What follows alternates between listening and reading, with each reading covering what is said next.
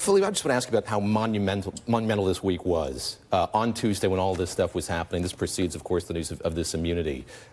Gabe's talking about that historical analog, how all of this played out. This seemed pivotal in a very immediate sense this Tuesday. Yeah, I mean, just by virtue of Michael Cohen going into a courtroom and pleading guilty to something, you knew there was an underlying problem for Donald Trump. I don't think anyone expected for him to point the finger. All but point the finger, because he didn't use the name, but he worked for a federal candidate. I know he didn't work for Hillary Clinton. Confirming here. I don't know if he's worked from some Senate candidates or something, but that was shocking. And I think it was monumental because it was tangible. Yeah.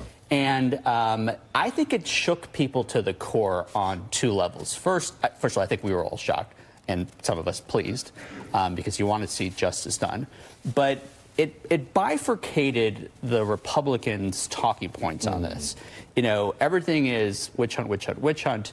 They still do that here, but this was a whole parallel or veering away track that they could no longer apply the same thing. And I think because it was campaign finance, it hit home, because that's something people in Washington and on Capitol Hill. It's home in Washington, but that's something that's going to be difficult, I think, for a lot of Americans to figure out. And there's an inherent plasticity to campaign finance law, which we're seeing play out Only here. need to worry about 12 of the 300 million Americans. And I think, you know, it won't get that far. It will get to Cohen. I mean, again, you know, to go to loyalty, the mark of loyalty is not being loyal to someone when times are good, when Trump wins and when Cohen is raking in hundreds of thousands of dollars to do effective lobbying.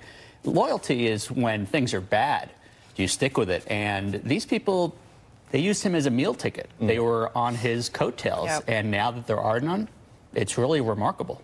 Midwin, what happens next? So this was in the provenance of the Southern District of New York. You've got Bob Mueller's investigation continuing in Washington, D.C. I should note Michael Cohen is able to travel to Washington, D.C., where the special counsel is based, among a few other places in this country. You see these other parts of the legal system now taking interest or getting involved. Yeah, and I think this is what I have said many times before in terms of Mueller's investigation, that I think he's masterful. I think he's a highly skilled prosecutor in the sense where you have multiple trains on multiple tracks, and we don't necessarily know where they will lead, but I think we can all assume at this point that the target is Donald Trump. Perhaps the target is the Trump Organization, or perhaps the target is all Jared Kushner, Ivanka, Don Jr. I mean, there are so many different angles at which you can look at. And so I think what is next is, how many other people are we going to see be granted immunity? In other words, how many other people were involved in illegal activity? And I think that's one of the most important things to never forget here, is that you have people who have surrounded Donald Trump for decades who have engaged in illegal activity. And so I think that we're going to be looking forward to seeing more people come out who know the inner workings of Trump Organization, who know Donald Trump, and there may be more skeletons in the closet that are going to come out. Jelena, quickly, I want to ask you about the Manafort verdict. We're looking ahead to the next trial beginning, I think, on September the 17th. What did you take away from that first trial as you look ahead to the next one? What does that tell you about the special counsel's strategy? Well, now that we've heard from one of the jurors who was on Fox News after the verdict came out, who said that essentially he was going to be convicted on all 18 counts and there was one holdout. So that to me means that he's in bad shape going into the D.C. trial, because the prosecutors will learn from the experience in the Virginia trial and try to adjust their strategy. Maybe it's not putting Rick Gates on the stand, because obviously the charges that pertain to him, the jury really didn't take him, the veracity of his testimony seriously. And so I think that going forward, the charges in D.C. relate more directly to Russia than the ones in Virginia. Additionally, you have all that's going on in New York. And so I think we should look to whether Manafort is going to make a deal. I don't know. Maybe he's old school and he doesn't snitch. We don't know.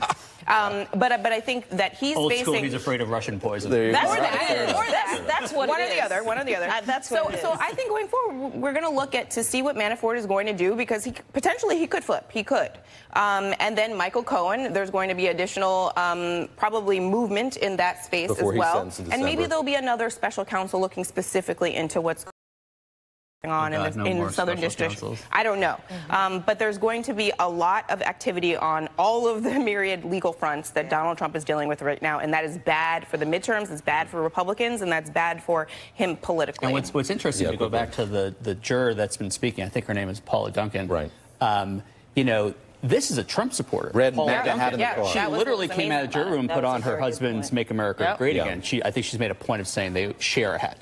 They don't have two hats. Very economical. Yeah. While yes, there was someone in there who was carrying the MAGA flag, the holdout, and did damage. First of all, they compromised and said guilty on 8 of the 18. Right. And you have Donald Trump's own people who, when they're looking, you know, this woman was interesting, Ms. Duncan, because she was saying, I don't know how we got here from Russia, but when you look at what Manafort did, Incontrovertible. he broke the law, and he's guilty. And if that pattern plays out, the president's got big problems. All right, let's come back here in just a moment.